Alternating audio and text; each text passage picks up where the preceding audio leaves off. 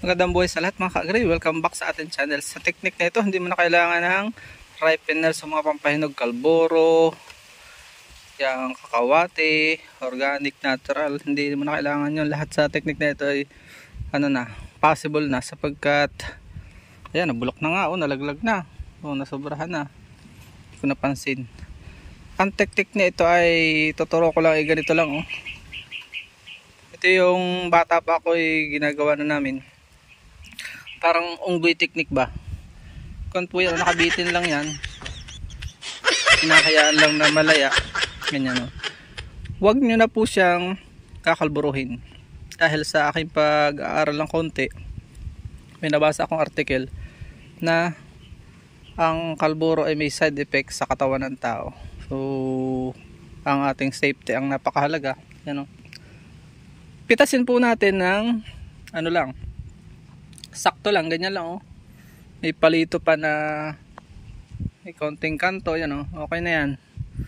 Kaya tingnan nyo. Diba? Hindi na kailangan ng yan. Yung iba, yung mas delikado pa po ngayon, yung tinutulbot lang sa tubig. Kalburo din yun.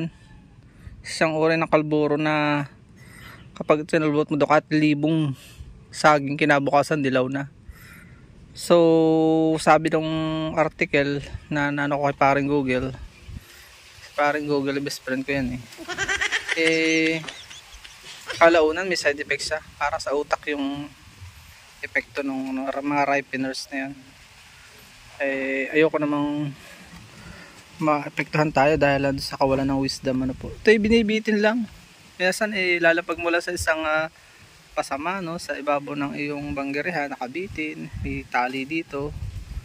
Pag nakita mo na yan na ganyan, nag-uutay na yan pag nag-umpisa. Ethylene lang naman nagpapaano yan yung ethylene, presence of ethylene in the air. Yun yung responsible sa pagkahinog ng mga prutas, yung ethylene. Kaya makakatipid ka na. Pero pag commercial, hindi mo siya po pwedeng gawin sapagkat hindi magsasabay-sabay yan. Kita nyo yung isa. So, hindi siya magandang tingnan pagka ang kain lang po ito na pang family consumption. Saka mo na lang siya utay-utaying pitasin dito sa isa-isa. Pag makakapili ka pa ng hinog, hindi mabubulok katulad ng binibili at sa palengke.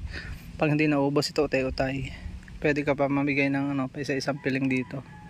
Yun lang, maraming salamat. Naway may natutunan kayo sa maiksi natin vlog. Paalam and God bless. Huwag niyo po sana skip ating mga ads dahil magdadagdag po tayo ng mission sa buhay. Hanggang sa muli nating informative videos. At dyan po nagtatapos ang munti natin vlog. Nawa po kayo nag-enjoy at may natutunan kahit konti mula sa inyong lingkod. Kung mahilig po kayo sa mga ganitong klaseng uploads at bago pa lang po kayo sa aming channel, wag na po kayo mahiyang mag-subscribe at i-hit nyo na po yung bell para updated po kayo sakaling may bago po tayong mga uploads. Magkita-kits po tayo sa susunod po natin mga vlogs. God bless you all. Mabuhay. God bless the Philippines. Bye-bye po muna.